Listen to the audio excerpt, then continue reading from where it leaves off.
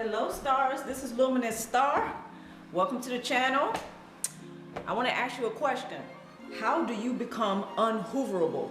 That's what we're going to talk about in today's video.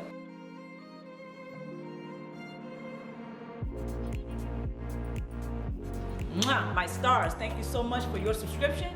Thank you for keeping me passionate about keeping our channel active.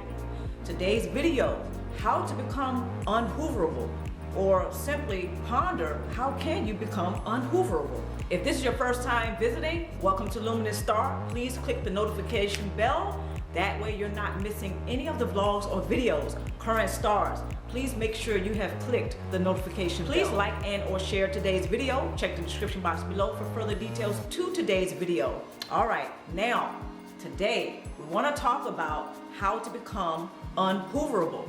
One of the first things that you can do is to identify your core issues. Now, this does not take the cluster B personality type off the hook. Sure, they do a lot of things that are not so nice, okay? The bottom line is when you identify your own core issues, this helps you to identify what got you in the situation in the first place, okay? A lot of us know about those diabolical tactics, but instead of trying to or utilizing all your energy trying to figure them out, identify your own core issues.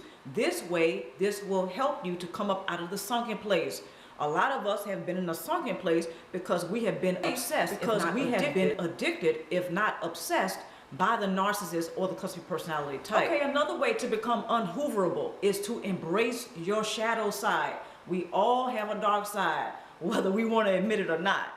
The cluster B personality type, they're very good with distracting us from identifying our own core issues because they want to be the center of our attention. They want to be right in the middle of our lives. They want to be the God or the person who controls our pleasure and our pain. Cluster B personality types, they love the thought of being able to control other people. So they like to maintain that strong sense of control. So if you are not identifying your own core issues, more than likely, you may be wasting time and energy investing in the cluster B personality type.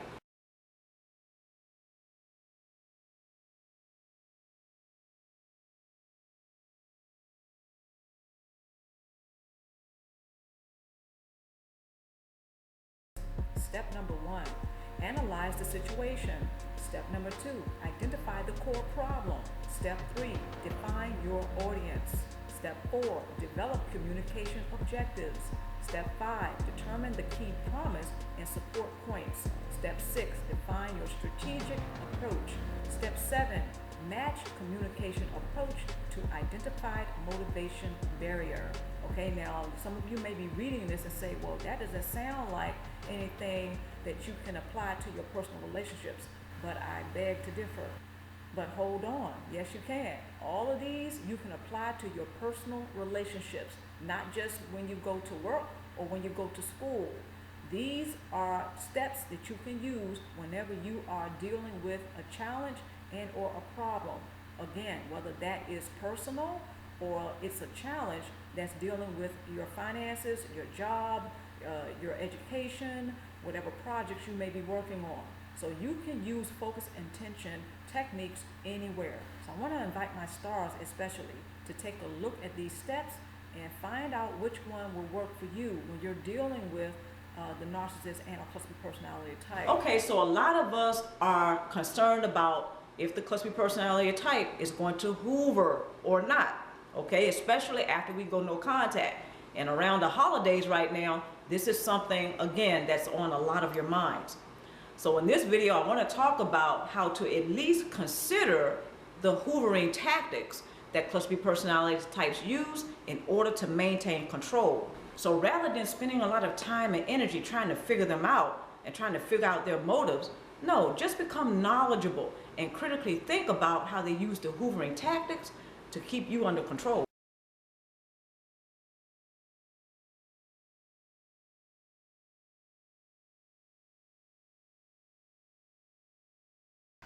Since the gateway to your spiritual conscious is your mind, it is important to take steps to restore your sense of self while regaining your personal power after narcissistic abuse. Possible trauma bonding. Soul ties and toxic ties can also cause enmeshment to occur within a dysfunctional relationship with a narcissist or cluster B personality type. See, it's very often that when a person is in a dysfunctional relationship with a narcissist or cluster B personality for a long period of time, enmeshment can occur, meaning the person may have an identity crisis, especially if they had the narcissist and cluster B personality in their lives since childhood. Toxic ties and trauma bonding are some of the few reasons why some people who have had a long-term relationship with a narcissist and cluster B personality, they still experience enmeshment. They experience an identity crisis even after the relationship is over. When a person has a gateway, right, this means that this is a way into their life, their mind, their spirit, their energy body. The narcissist and cluster B personality, they like to play mind games. So when they're breaking a person down psychologically, the other thing that's going on is that they are finding his or her gateway to their spiritual consciousness. Once the cluster B personality and or narcissist continues to play with the mind of the targeted prey, then more than likely he or she can bound him or her spiritually. This is where the spiritual abuse or religious abuse can occur.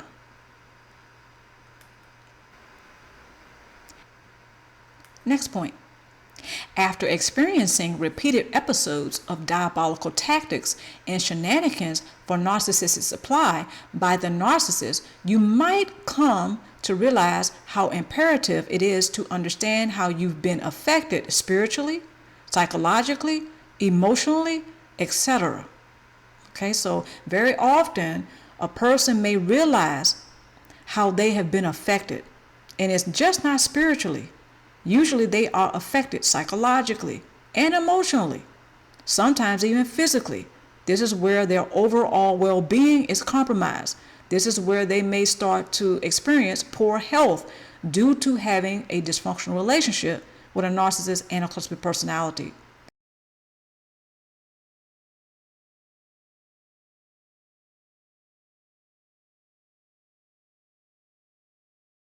The dysfunctional relationship with a narcissist can be a hell of a drug. When one is obsessed, this may be amplified by scrolling Facebook feeds, messages, and friend requests to taking a drive-by his or her address, just hoping to catch a glimpse. A lot of us know about this one, so don't feel so badly. Okay, next point. Unfortunately, some who have been discarded, devalued, or gone no contact from the narcissist may be obsessed with the narcissist. This obsession may become very clear by others who notice our behavior, whereas it concerns the narcissist. Yet there is usually a deep denial about this obsession. So now we're getting over to the shadow side of human nature. A lot of us feel, a little obsessed over somebody from our past or in our current life. All right? It may be somebody who doesn't know we exist. If this is a romantic situation, it may be somebody we're very attracted to and we don't really know how to approach him or her or express that we're attracted to him or her. But when we're talking about a narcissist that we have been involved with, this is again talking about the shadow side of human nature. There may be quite an obsession with the narcissist, maybe even addiction. All right, because some of us know about this. All we got to do is Google this, and there's so many testimonies. So some people, they go no contact from the narcissist. But this doesn't mean that he or she doesn't wonder why he or she is not hoovering him or her. All right, so sometimes the narcissist will choose not to hoover at the moment. This does not mean the narcissist will not eventually hoover. It doesn't even mean that he or she is not hoovering. Their tactics may be something that we're not familiar with. Okay, next point. The most burning question usually is, who is the new supply? Since the narcissist is not showing any signs of attempting to win you back or hoover you back in, this can ignite some of the wildest imaginations as to why this is the reality. Just like I was just stating, some of us are still wondering why the narcissist and or cluster B personality is not trying to win us back over. This is a romantic situation, but it really doesn't have to be. This can be someone else from your past who is a narcissist or a cluster personality, and they didn't seem to be hoovering you, especially after you went no contact. Okay, now some of us have experienced this, as I stated before, but when they don't show any signs of hoovering you, it can ignite some of the wildest imaginations, or it kind of drives you up the wall to try to figure out why they're not hoovering you back in, or why they're not seemingly caring to win you back. And most of us, we want to know who is the new supply, especially if this has been a romantic situation. So they're not hoovering you back in. From my personal experience, I want to forewarn you, think again. Due to his or her predatory nature and the survival of their false self-image, the narcissist will do what is necessary to replace as quickly as possible a narcissistic supply. What most totally miss is that when the narcissist flaunts the new supply, it is a mind game designed to ignite and expose the obsession and or addiction of the discarded. Okay, so once the narcissist or the cluster personality seems to move on, they don't seem to hoover you at all, it is usually a mind game that is designed to expose your addiction and or obsession of him or her. If you're not obsessed, if you're not addicted, they like to ignite that in you. If you are addicted, if you are obsessed, the narcissist's aim in sick, twisted way is to expose that. This is what a lot of people miss. When you really look at it, the narcissist and or cluster personality, they're on the opposite side of the obsession and or addiction spectrum. They are overly dependent because they also have codependent tendencies. Seduction. They may become histrionic more than usual. They will use character assassination, cyberbullying, and or stalking. They may use triangulation to hoover you back in. They may use gaslight techniques to hoover you back in. And sometimes they will idealize or love bomb you again, even though you've gone no contact, even though he or she may have given you the silent treatment and seemingly have picked up the new supply.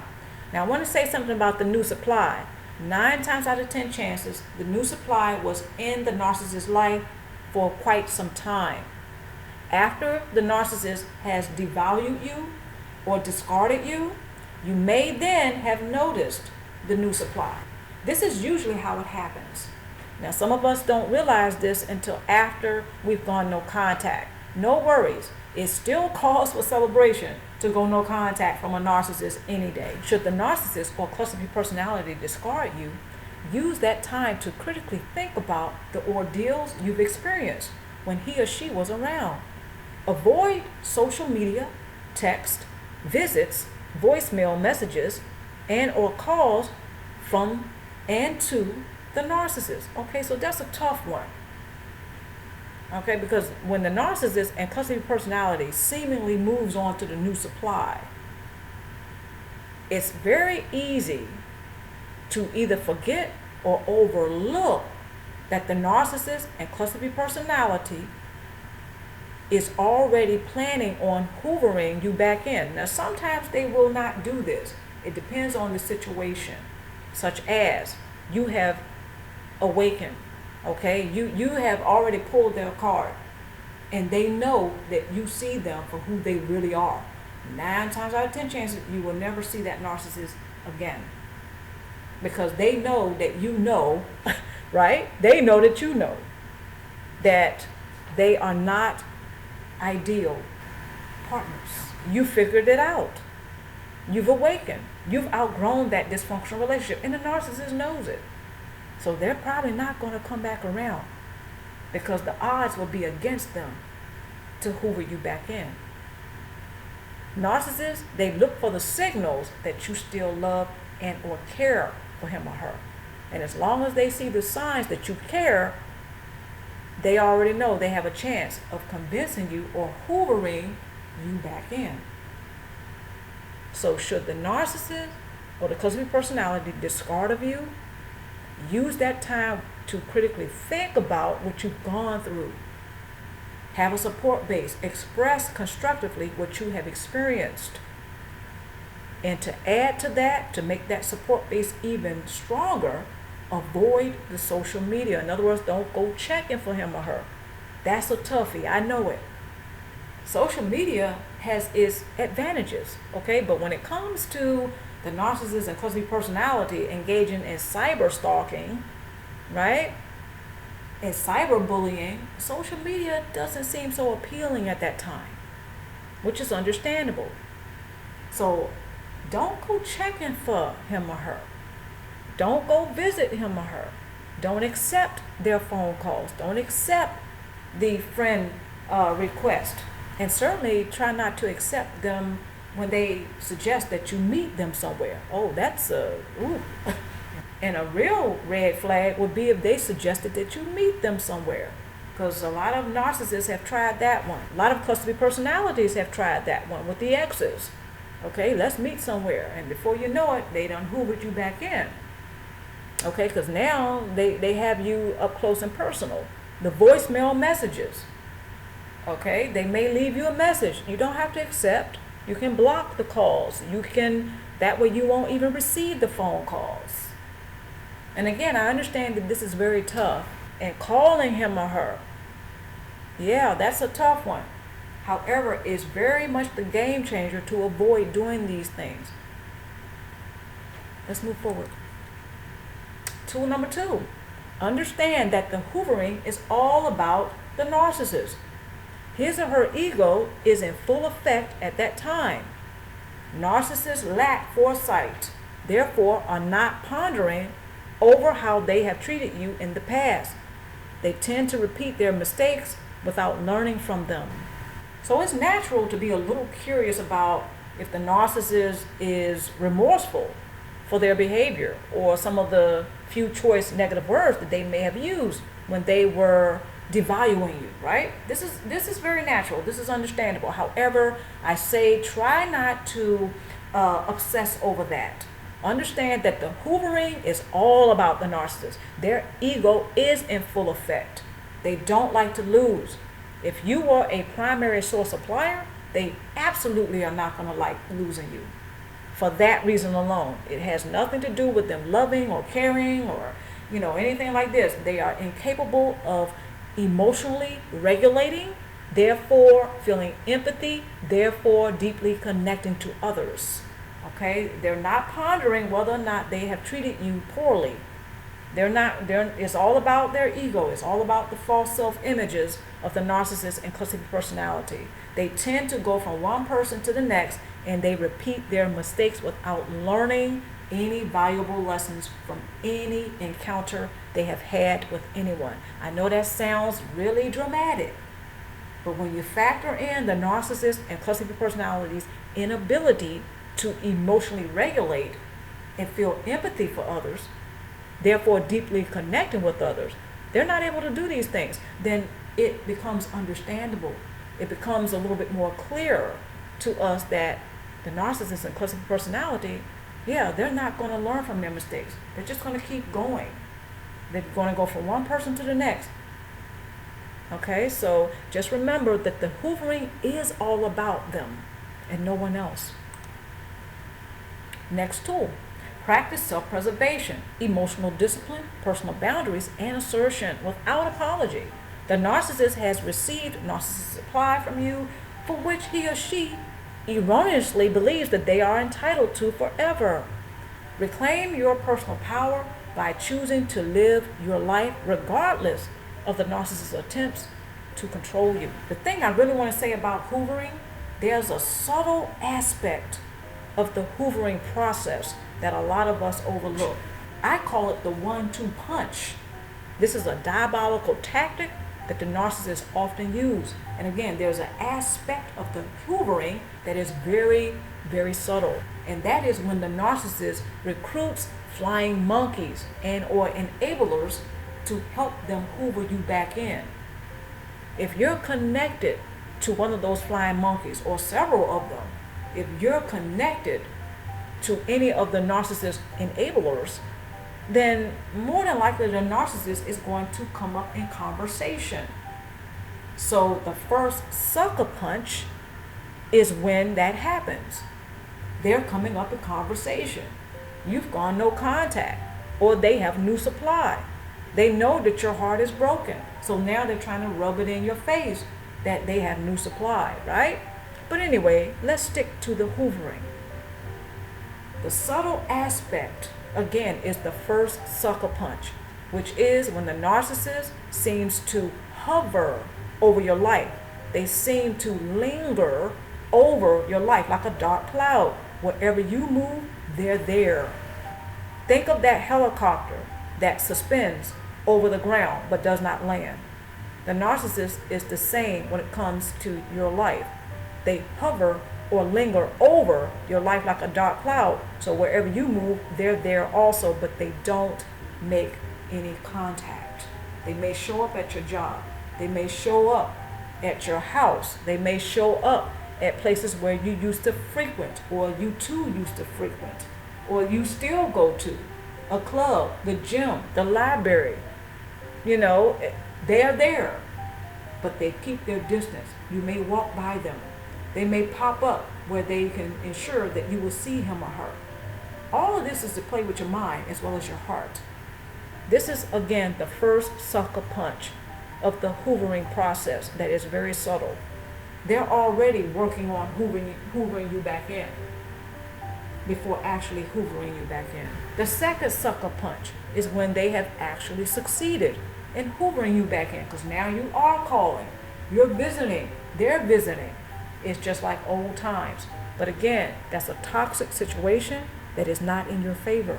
Please beware.